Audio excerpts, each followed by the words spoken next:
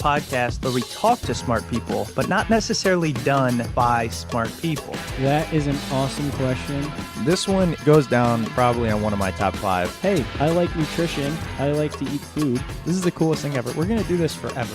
I wish I paid more attention in that class. You know, I'm going to be honest, I don't understand that. As a man, I don't get it.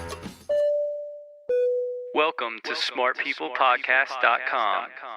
Hello and welcome to Smart People Podcast, conversations that satisfy your curious mind. Chris Stemp here. Happy to have you. I got to tell you, I feel like this is another one. We got another one that's going to mess with your brain a little bit. I'm really digging the topics we're having on recently. I feel like we're expanding and stretching and having fun while doing it, while learning along the way. And that brings me to something, actually. I wanted to mention this, and if John was here, he'd probably tell me not to say this, but I'm going to do it anyways. So we get emails, right? And I want to be clear.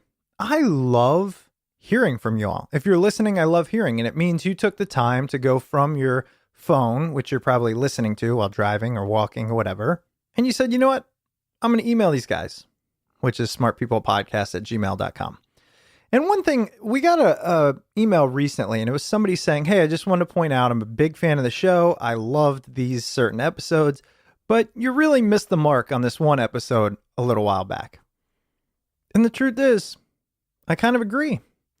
And I know we probably don't need to talk about this, but we do our best to bring you something that we feel is worthy of your time. And we have the guests on, and I try to pull great things out of them. And sometimes I fall short. And frankly, sometimes they might.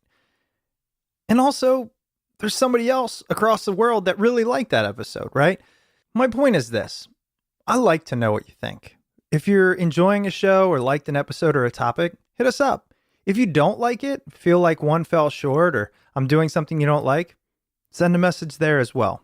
I'm always trying to make this a better experience for you all, and a better contribution to the general knowledge of the world. And with that being said, I think this is another episode that really does hit the mark. Now, I can't say everybody's going to like it because there's a political tone here. And just like I try to do in many of my episodes, I would ask, keep an open mind and make your own informed decision. I am extremely excited to bring you our guest today, Dr. Alan Francis.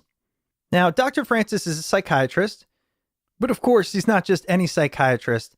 He was the chair of the DSM-4 task force and part of the leadership group for DSM-3 and DSM-3R. Now, DSM, for those of you that don't know, stands for the Diagnostic and Statistical Manual of Mental Disorders. It is published by the American Psychiatric Association and offers common language and more so standard criteria for the classification of mental disorders. So essentially, it's the book on mental disorders. And it's always adapting and changing and growing based on trends and literature and science.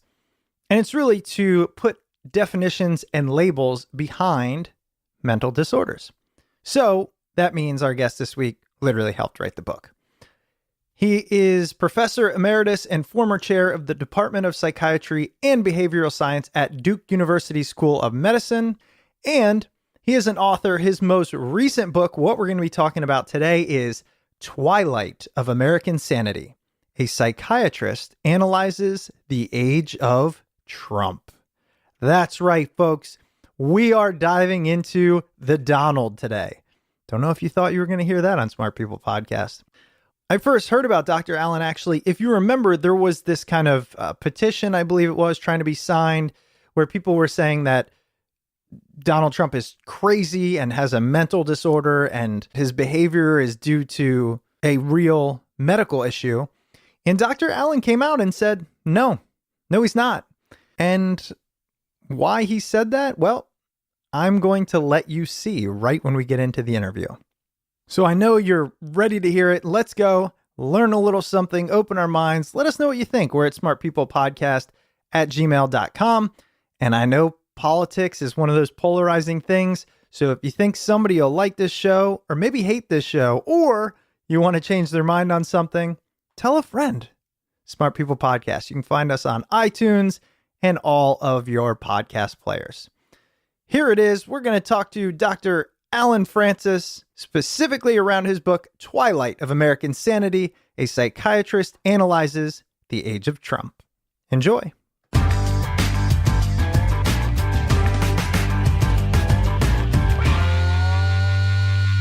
I gotta say, we are not typically a kind of pop culture show, and by no means are you a pop culture person, but you found yourself in the spotlight with this book and your comments about President Trump. How do you feel about that?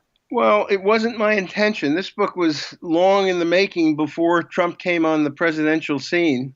And my message was basically about the blindness of our societal decisions and that we were ignoring the most important threats to our future and to our kids' future, that we should be paying much more attention to global warming, resource depletion, overpopulation, gun control, a whole bunch of things. And then Trump came along, and our societal insanity went on speed. And so I didn't expect this to be a book geared to current events so much as protecting our kids in the future. But it turns out that unless we work very hard in the present to contain Trump, those kids are going to have a very bleak future. Some people have kind of taken your book and your stance and your comments as not protecting Trump, but sticking up for him a little bit.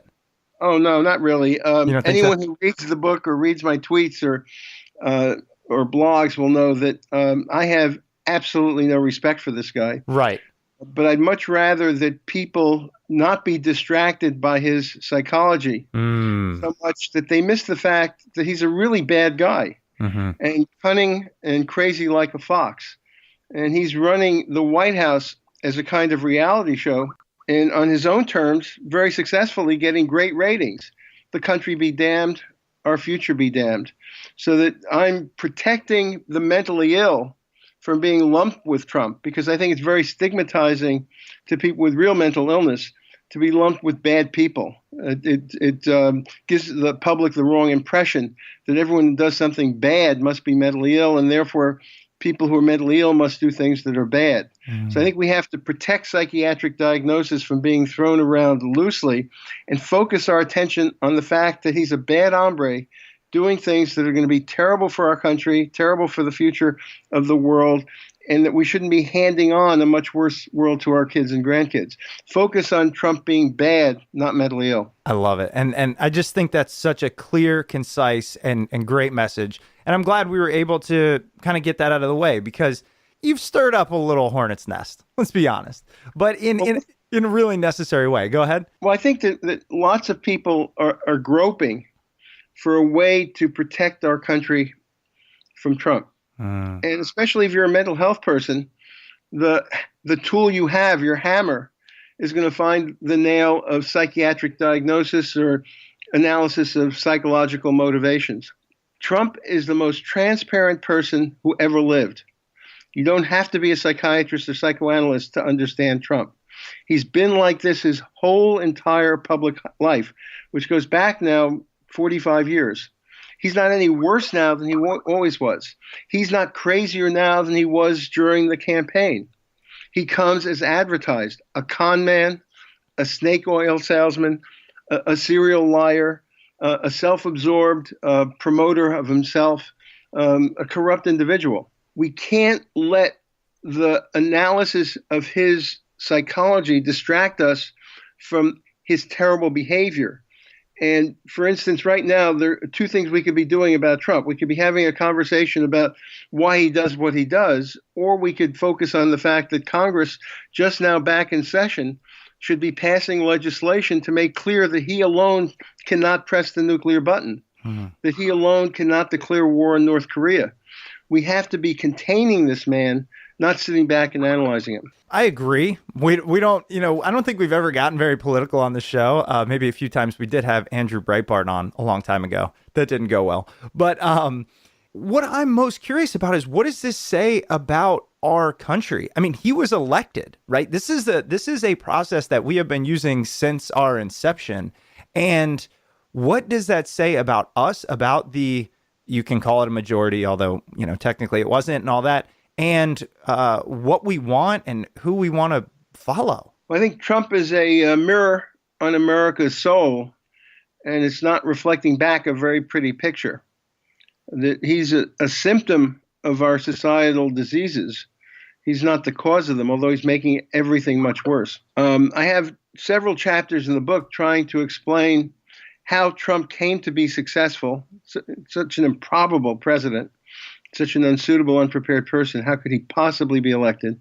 And also what we can do to make sure that the damage he does is limited, and perhaps even in a kind of jujitsu, that we can turn Trump into an effective shock treatment to make us more aware of the underlying problems that allowed him to be elected.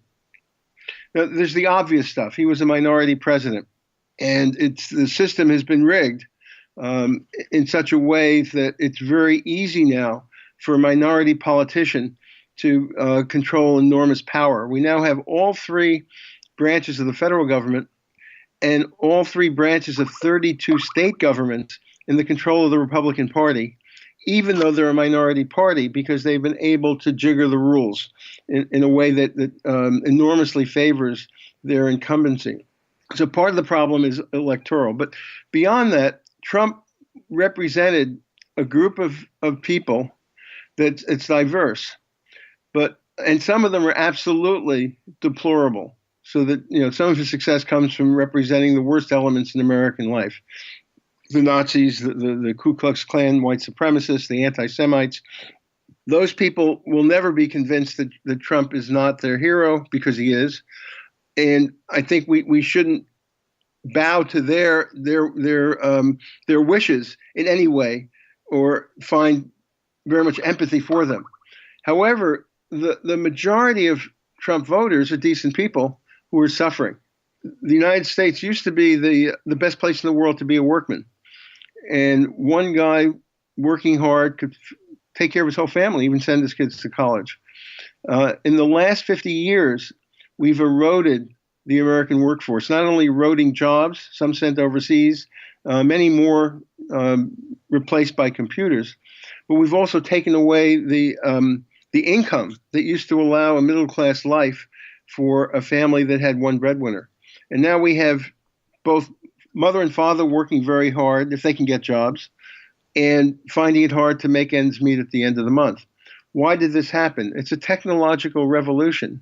And whenever there's a technological revolution, the workers suffer and the corporations and the people who own them benefit. There's been a tremendous transfer of wealth in this country, unprecedented transfer of wealth, so that now the 20th richest people in our country have more wealth than half of our population. It's an obscene inequality that creates great day-to-day pain for a very large percentage of our population. The rural areas are dying. If you drive through America, you find that the small towns have boarded up stores, that they can't recruit doctors, that schools are closing down, and the only job that most of the kids can get is in the Army. Rural America is dying. So that there are many people who feel left behind by what's happened. Social change has been more rapid than any of us could have imagined. Who could picture 50 years ago that we would elect a black president? A wonderful advance from my perspective, but a threat to many people in our country. Who would picture that we'd be having arguments about whether transsexuals could use which bathroom? That the right to marry would be established as law of the land. There's been tremendous, from my point of view, social progress in the last 50 years. But from the point of view of people with more conservative views, this seems too fast, too soon, too threatening. So I think that the message that was being sent, that Washington was no longer representing the economic needs and the social views of a significant minority of the American public, that message has to be taken very seriously. And especially on the economic front, we have got to do something to reverse this terrific inequality.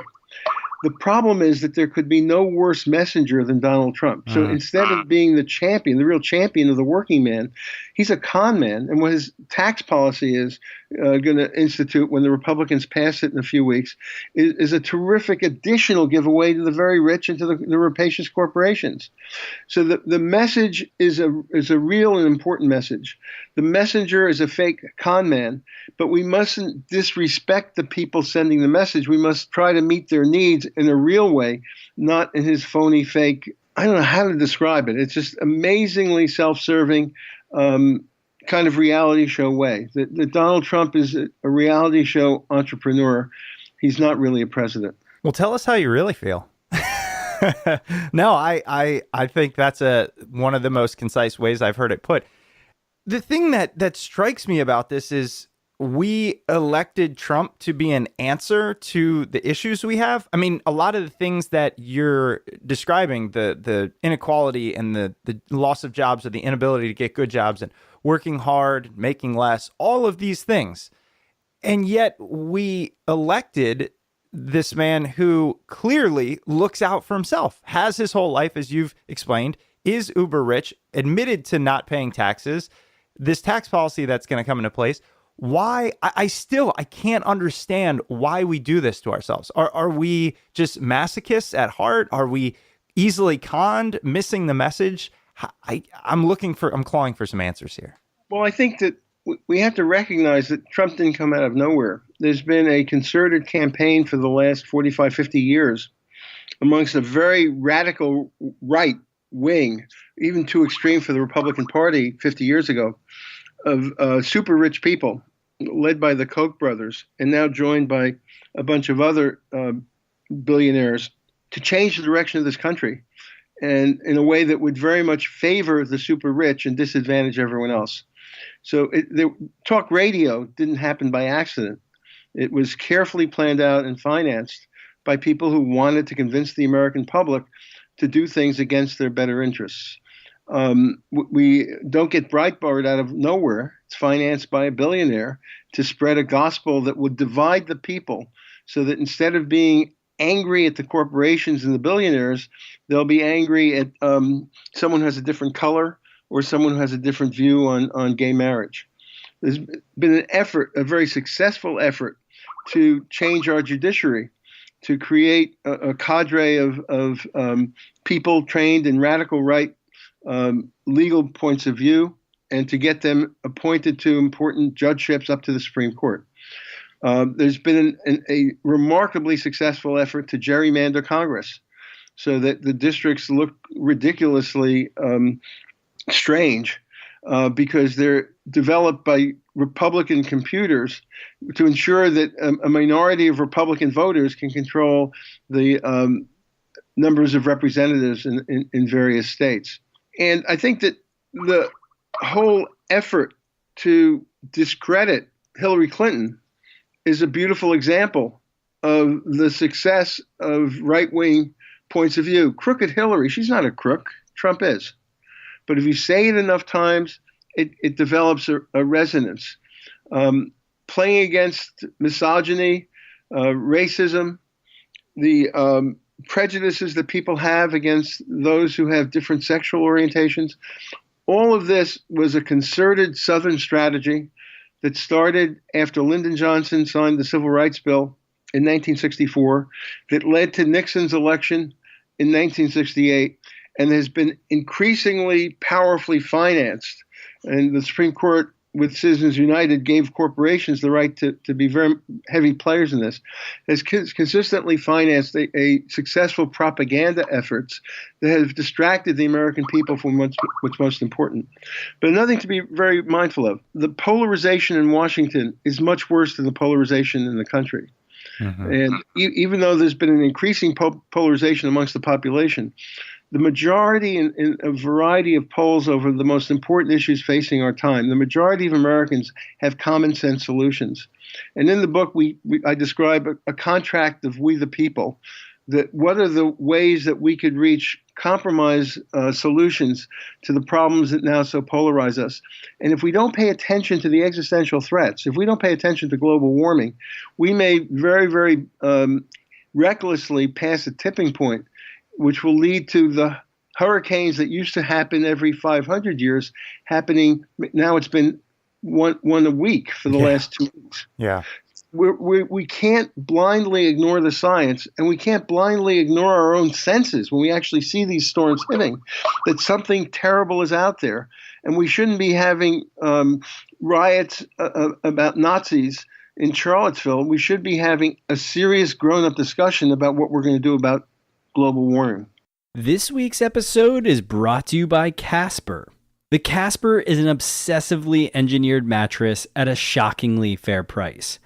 Supportive memory foam creates an award-winning sleep surface with just the right sink and just the right bounce. Try Casper for 100 nights, risk-free in your own home. If you don't love it, they'll pick it up and refund you everything. Casper understands the importance of truly sleeping on a mattress before you commit, especially considering you're going to spend at least a third of your life on it. Casper offers free shipping and returns to US and Canada. With over 20,000 reviews and an average of 4.8 stars, it's quickly becoming the internet's favorite mattress. You need to get a Casper, and here's how you can do it. Get $50 towards any mattress purchase by visiting www.casper.com/smart and using offer code SMART. That's www.casper.com/smart and offer code SMART.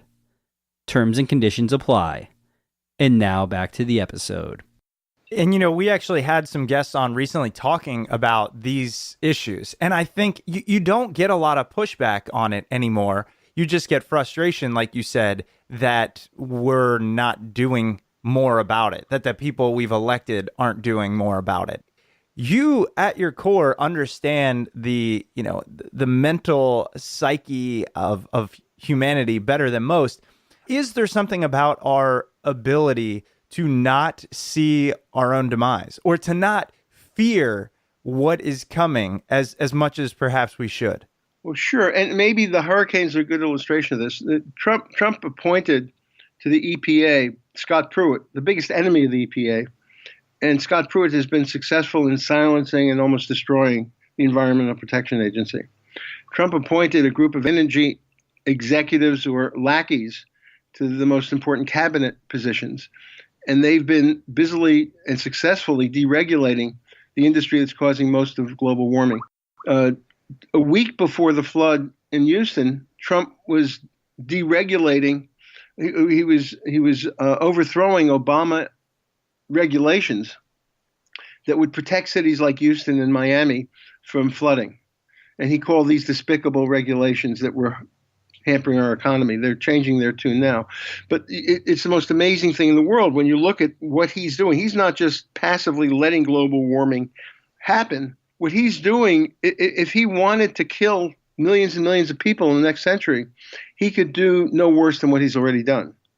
So how, and I don't believe he's doing it deliberately, but how can we have elected someone so stupid to this position? And what does it say about us that we're not facing, that we have societal delusions about these existential threats? A big part of the problem has to do with evolution and how our brains are wired. So the wiring in our brains is perfectly adaptable to the average expectable environment of 50,000 years ago. At that point, there were just a few million people on the entire earth, wandering in small bands, not knowing whether they would survive into the next day, where they would get lunch, or whether they'd be some predator's lunch. And our brains are wired to make very short-term, very selfish for the most part, very quick and very emotional decisions. So that if you're at the water hole, you're not going to think twice before getting out of there when you see a predator. A lot of our brain wiring is at that level of automatic, instantaneous, non-rational thought. The parts of our brain that operate that way are much more powerful than the forebrain, which operates with rational thought. The connections from the deeper, more primitive parts of the brain to our rational brain are extensive. The connections back to the more primitive part of our brain are much sparser. So it takes a lot of effort to be rational in this world. It's much easier to have reflex, knee-jerk reactions to things. It's easier to ignore the future. It's why people don't put enough money in their retirement accounts. At this point, the world has changed dramatically. So we have these monster cities, an overcrowded world, population continuing to expand in a way that's unsustainable. And we're creating natural disasters that will be biblical in their destruction. When you have monster storms and the floodplains, which used to be absorbent, are now covered by concrete of cities, you're going to have ridiculously great flooding. Now, what's happened with Houston? And what's going to happen with Miami? You're going to see a lot of coverage on all the news stations. You're going to see the human interest stories and the suffering, the very real suffering of the people involved. There'll be lots of Donald Trump and Republicans saying, our thoughts and prayers go to the people involved. We stand behind you. What you're not seeing, and what we need to be doing, is saying this is the canary in the coal mine. That these storms are confirming the models that have been developed over the last 20 years that say that we're very close to a tipping point where global warming may not be reversible by human means.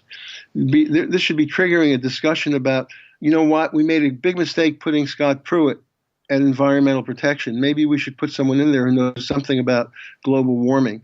And maybe we should stop firing people and forcing them to resign and put up on the website the truth about global warming, not the fake news of the Trump administration. Maybe we need to start regulating the oil companies the way Obama did and stop the process of giving them free rein to pour as much carbon as they want into the environment. The storm should be a wake-up call, but the way our brains work, we follow the narrative of the moment. We get absorbed with the suffering of the person sitting on the roof, and we don't think about the fact that unless we take action now, unless we do something that dramatically reverses our current behavior, our kids and our grandkids and their children are going to be suffering catastrophes like this in a way that we can't even possibly imagine. It takes rational thought to imagine the future. And at this point, with Trump in the White House, we've entered into a dark age where rational thought is very hard to come by. I want to go back to the brain wiring, because we hear that often. I want to actually learn a little bit more from somebody who knows it so well about that specific wiring. So do you think you could help us understand, maybe you might talk a little bit over our heads, but that's okay. I'll do my best. Yeah, about what is it about our brains, the way they're wired, specifically that we put ourselves in these difficult situations despite our best interests? Well, the greatest psychologist of all times was Charles Darwin. And he understood that there was a continuity between the way our minds work and the way our animal ancestors' mind worked. It's just as determined by evolution as the continuity in the way our bodies look. And what we've come to realize is that nature can only use the tools at hand as it engineers evolution. And the parts of the brain that were essential to our ancestors don't just disappear. So we have a reptile brain inside our own little skulls that helps control things like breathing, eating, the automatic functions of everyday life. We have a mammal brain in there that is essential for attachment, for love, for nurturance. We have a primate brain that helps influence our social structures. And then we have an essentially unique human brain that deals with rational thought, abstract thinking, and the planning for the future. The part that's essentially human is a small add-on to 200 million years of evolution. And so it doesn't have as much power as we would hope.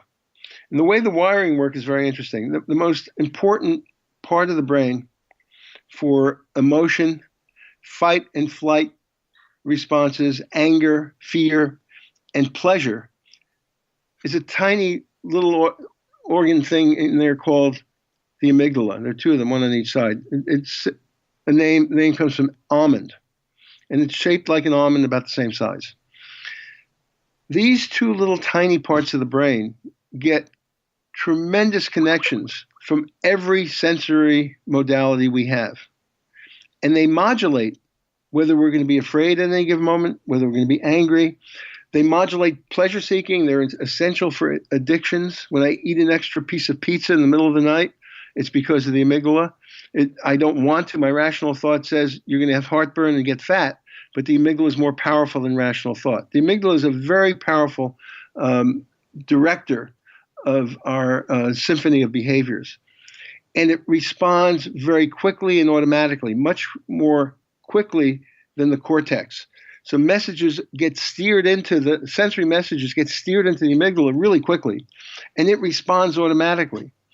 And it's only as an afterthought that the slower reacting frontal cortex gets into the picture. And it can, if we're lucky, exert some influence. So what we have to do in the future is not, and Trump would be almost all amygdala with very little rational thought. We have to get control of the amygdala on an individual level and on a societal level. We have to stop making decisions that are rapid and automatic and geared only to the short term. And we have to think about the rational needs of the long term. And one thing, the reason I started the book is it breaks my heart to think that the world I'm handing on to my kids and my grandkids is not nearly so rich in possibilities and has so many more dangers than the world I inherited. There's nothing more irresponsible than being a bad parent. And essentially following the policies we're following now is our society being a very bad parent to our future offspring. I want to talk about this idea of evolution for a minute here, because assuming that evolution is progressive, survival of the fittest, adaptive, how are we creating essentially an environment using our evolutionary adaptations, our human part of our brain, that potentially will lead to our demise? That seems like we're evolving to our own destruction, which is not evolution. Yeah, it's an interesting point. Most species only last about 1 million years. So evolution never places all its bets on one species. And the equations that are used to decide whether we're likely to receive messages from outer space factor in the idea that societies that are intelligent as ours probably don't survive that long. That we'd either be replaced by machines or wipe ourselves out. There are no guarantees in evolution for any species to survive. So it's adapted to the moment of its birth. It's definitely not adapted to the moment of its death.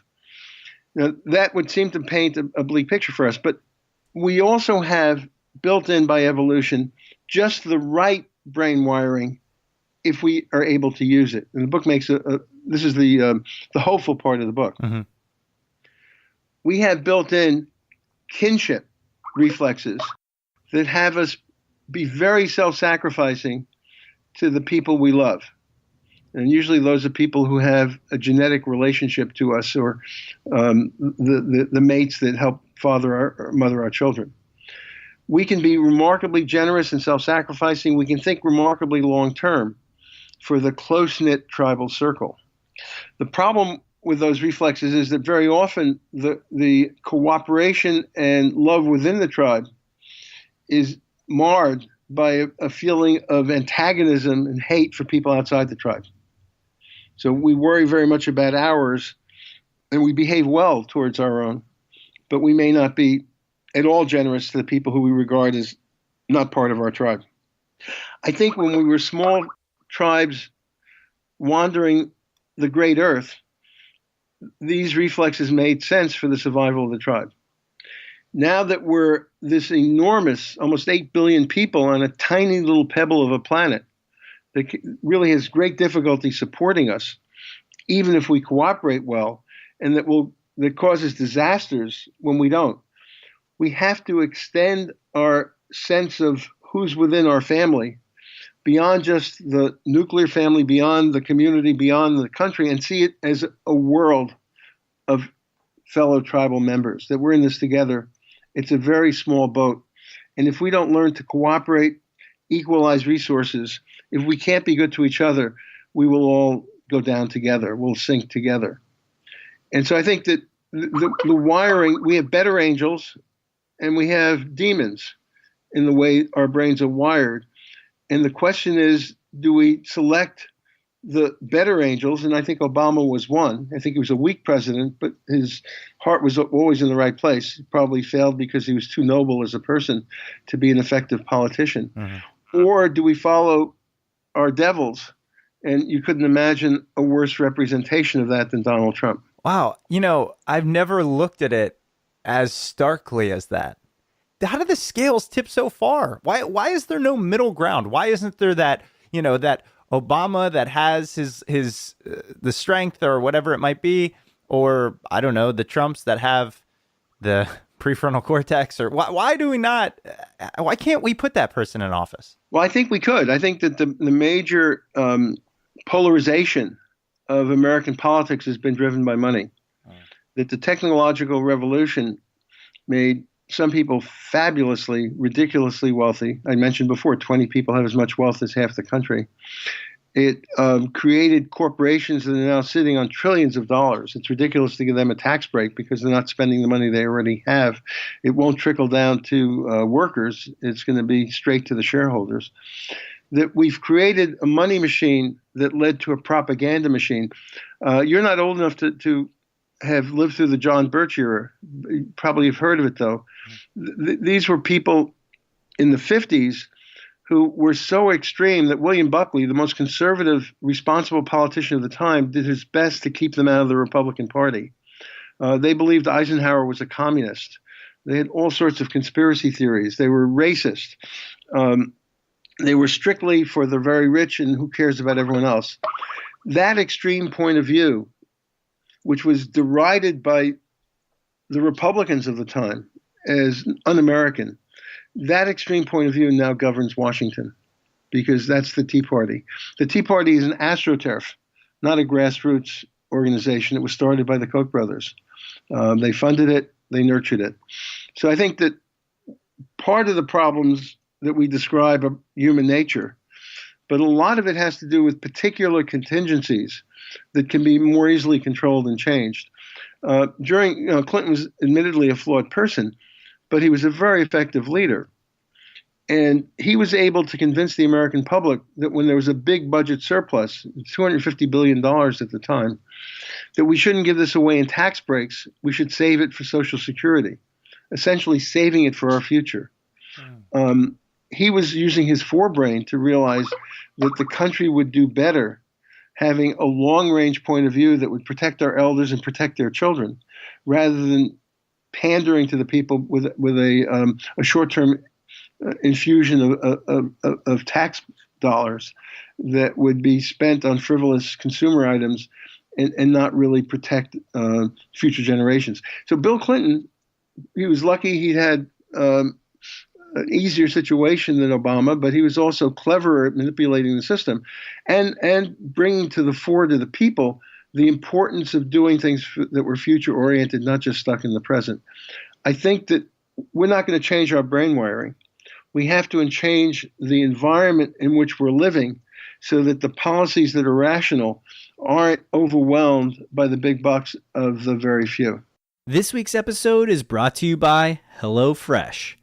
HelloFresh is the meal kit delivery service that makes cooking more fun so you can focus on the whole experience, not just the final plate. Each week, HelloFresh creates new, delicious recipes with step-by-step instructions designed to take around 30 minutes for everyone from novices to seasoned home cooks short on time. HelloFresh sources the freshest ingredients, measured to the exact quantities needed, so there's no food waste. HelloFresh employs 2 full-time registered dietitians on staff who review each recipe to ensure it is nutritionally balanced. HelloFresh also makes things so easy by delivering food to your doorstep in a recyclable, insulated box for free. HelloFresh is now offering light fall meals and has just introduced breakfast options. Delicious ingredients you'll love to eat, simple recipes you'll live to cook. Get cooking. And you can do all of this for less than $10 a meal. HelloFresh is amazing. The food is delicious. They make it absolutely painless to cook fantastic food. So listen up. For $30 off your first week of deliveries, visit HelloFresh.com and enter code SPP30 when you subscribe. Once more, that's HelloFresh.com and enter SPP30 when you subscribe. That's HelloFresh.com and enter code SPP30 when you subscribe. And now back to the episode. With the focus being on our policies, our politicians, our leaders, it sometimes takes the responsibility or perhaps the autonomy off of us, right? The ability to do something about. And I know in your book, you do highlight these things. You highlight how we can kind of overcome these instincts that we have, and live worthwhile lives and things that we truly want. What can we do on our own to better our lives and work against our poor wiring? Well, I think, first of all, we can't depend on the politicians. I think the Republican Party is in a kind of death spiral and doing its best to bring down the country with it. I think the Democratic Party has been weak in victory and pathetic in defeat. They should have had their own healthcare policy, a rational one that would have focused on cutting drug prices and hospital costs, not cutting coverage. They should have a tax policy now that they would be publicizing against the Republicans that would favor the average guy, not the super rich. I don't think we can count on either party at this point. My whole life has been one of shameless, selfish self-indulgence. I was missing in action for every major political event. And I lived through the 60s when the war in Vietnam was a hot and divisive issue, when civil rights were established for blacks in our country, when women's rights were inactive, unfortunately mostly thwarted potential movement. And I was sitting on the beach while Martin Luther King was giving his speech. So I have a lot to be ashamed of in my past. I think at this point, it's impossible to be a responsible parent or a patriotic American and not get involved. And it's not comfortable for me to be doing what I'm doing now, but you can't help but feel some responsibility for the future and for our kids. And this means a kind of populism that would be really for the people, not the fake populism of the Tea Party. The Tea Party populism has been a propaganda trick financed by the rich guys. I think there has to be a general realization that unless we get involved in citizens in a way that we haven't for a very long time, unless we're working towards the 2018 election, unless we fight these tax breaks for the rich, unless we get out there and demonstrate against the reduced coverage that the Republicans were trying to pass before the summer, unless we make clear that science counts, that truth counts, that we will not put up with the constant lies. Now, I think the Trump base is eroding. That Abraham Lincoln said, you can fool all the people some of the time and some of the people all the time, but you can't fool all the people all the time.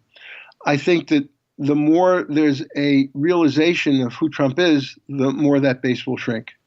My hope is that patriots who love America are not going to be happy supporting a president who cares more about Vladimir Putin and follows his instructions more than of our own national security agencies. I think that disappointed workers who thought Trump would be their champion will realize that every policy, every executive order has been against the workers, against overtime pay, reducing workers' rights. I think that people who lose their medical coverage, who are Trump supporters, may not be too happy continuing as Trump supporters. People will begin noticing that the tax cuts are going not to them but to the big guys. And I think that the biggest surprise is how loyal the religious right has been to Trump. I think that there's no human being since Jesus Christ who's been, well, maybe a few, but not many, who've been less Christian than Donald Trump. Jesus preached to charity for the poor. Trump tries to take away their medical coverage and to trickle down big tax breaks to the wealthy. Jesus was never, ever preaching against gay love or against birth control. Both were very common in the Roman empire, and he never once said a word against either of them. He did attack without mercy, without his usual forgiveness, religious hypocrites. So I think that religious people who've voted and supported for Trump up to this point should go back to Bible study, read the Gospels, and see if Jesus' preachings are at all what Donald Trump practices. My hope is that the combination of rational, right-minded people thinking about the future and talking to their neighbors and getting out into the election districts, marching for civil rights, marching for the environment, marching for the truth. I'm hopeful that Trump will be a shock treatment that will make us all more involved. I think that for the Trump voters, my hope is that he's so grotesque. It's hard to support anyone who doesn't like Nazis and doesn't like the Ku Klux Klan and doesn't like anti-Semites has to think twice about supporting Trump. I'm hoping that he will be isolated, he will be contained, and that because he has presented such a grotesque vision of America, that we realize we don't want to be that country, and that we move into a much healthier direction. Well, I'll hold out that hope as well. I want to take the last couple minutes here to switch gears for a minute to something that I know our listeners, myself very much included, are interested in. If you could talk to us a little bit about your experience with the DSM, with building the baseline for how we diagnose mental illness, and where you think it is today, and your thoughts on it in general. Well, I think one of the problems that we didn't anticipate well enough is that if anything can be misused in the DSM system, it will be misused if there's an external reward. So the biggest problem clinically over the last 20 years is the enormous drug company propaganda, disease mongering, trying to turn the problems of everyday life into mental disorders and selling the false notion that there's a pill for every problem. I think that the misuse of the DSM is in the correctional system, so that we now have in 20 states laws that allow rapists to be kept involuntarily in psychiatric hospitals after they've served their sentences on the grounds that they have a mental disorder, even though the psychiatric community does not regard rape as a mental disorder, rather as a crime. But there's a confusion between crime and mental disorder, and that whenever the DSM is used outside its narrow focus of expertise, it tends to be misused. It hurts me every time there's a mass murderer and the NRA says, okay, it wasn't the gun that did it, he was mentally ill. And that's particularly ironic since the NRA is trying to arm the mentally ill.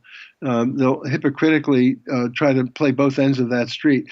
But people who do bad things, mass murderers, serial killers, rapists, and Donald Trump, these are not mental disorders. And so part of my effort during these last 10 years almost is to get people to use the system conservatively, not to use it to diagnose the conditions of everyday life. The disappointments and anxieties of everyday life are not mental disorder. They shouldn't be treated with pills, and not to misdiagnose bad behavior as mental illness. We should reserve the term mental illness for those people who are really suffering from it, and we should devote our resources to taking much better care of them because they're shamefully neglected. We shouldn't be throwing the terms around as carelessly as they often are.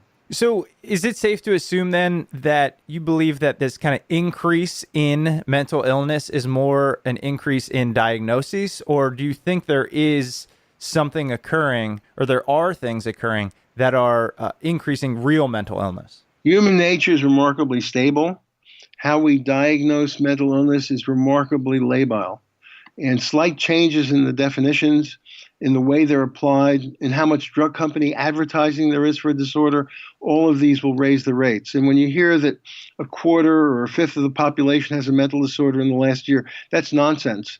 The studies that come up with these numbers are designed with a bias that the diagnosis is not made by a clinician. It's usually made by telephone, and the people who report symptoms don't necessarily have enough distress or impairment to qualify for a diagnosis. There are about 5% of people in our country, and most countries, who have a severe mental illness, and they're very neglected. And 350,000 of them are in jail, 250,000 of them are homeless because we don't take care of them. It's a shame on our society. But the idea that, the 20 or 25% of the population are mentally ill in any one year, that's just a bias due to the way the studies are done. And we shouldn't be running out. I recently saw a number. The rate of antidepressant use in our country used to be 11%, which was outrageous. It's now jumped to 13%. So about 1 in 7 people in our country is taking antidepressant. For women over the age of 45, it's 1 in 4. Something like 7% of our kids are taking a stimulant for attention deficit disorder, many of them carelessly diagnosed. We become a pill-popping society, and part of that comes from the misuse of the DSM system. With that in mind, what does qualify somebody to need these drugs? What's the qualification? So I know it's tough if you span all of the different mental illnesses. Maybe we focus on one, but how do you know the difference between they actually need it and they just are having a tough time or, have been improperly diagnosed? Well, that was the theme of my last book, which is called Saving Normal, that there isn't a clear-cut, bright line that separates mental illness from the distress of everyday life. But certainly what's happened in the last 30 years is a tremendous expansion of the realm of mental illness, false expansion of the realm of mental illness, and that the pool of normal is becoming a small puddle. And I think that the symptoms, in order to medicine should be a last resort, not a first reflex. It shouldn't. 80% of psychiatric medicine is given by primary care doctors, usually after less than 10 minutes with the patient. And with the last person they talk to maybe being a drug salesman, and they're not having a great deal of other information about mental illness and how best to treat it. So that we shouldn't be jumping to pill solutions without careful evaluation.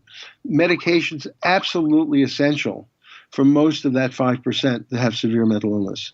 Their symptoms are pretty classic, reliably diagnosed. It's easy to be accurate about the diagnosis, most cases for them, and severe enough that everyone looking at the patient will say, almost everyone will say, we need to do something dramatic, like give medication to help this person. It shouldn't be that 20% of the population is taking medication on a regular basis, and that's what it is now. It should be more like 5%. Well, Alan, I've thoroughly enjoyed this. I really appreciate taking the scientific look at what's going on in our brains and what that's causing in the world. Again, the book is Twilight of American Sanity. A psychiatrist analyzes the age of Trump. I know you have an article that you write in regularly. I'd love to know where can people read more about you, find more about you, etc. I think probably the best place these days is Twitter. Interesting. And it's at Alan Francis, MD. Well, we'll link to that, and I'm going to give that a follow. We will also link to the book, again, Twilight of American Sanity, A Psychiatrist Analyzes the Age of Trump. Alan, thank you so much for your time. Really appreciate it. Well, you're a terrific interview, and I thoroughly enjoyed it. Thank you, sir. Have a great day. I hope it helps. Oh, absolutely. All righty. Bye-bye. Bye-bye. Welcome back. I hope you enjoyed that interview with Dr. Alan Francis. Dr. Francis's book, Twilight of American Sanity, A Psychiatrist Analyzes the Age of Trump, can be found at your local bookstore and on Amazon. And as always, if you decide to purchase through Amazon, please make sure you use the Smart People Podcast Amazon link located at smartpeoplepodcast.com/Amazon. All purchases that you make through that link come at no cost to you, and it greatly helps out the show. If you're looking for other free and easy ways to support the show, head over to iTunes or Apple Podcasts and leave a rating and review over there. If you'd ever like to reach out to the show, you could email us at smartpeoplepodcast@gmail.com or message us on Twitter at smartpeoplepod. That's it for this episode. Please make sure you stay tuned to all things Smart People Podcast. Head over to the website, smartpeoplepodcast.com. Sign up for the newsletter over there. And we will see you all next episode.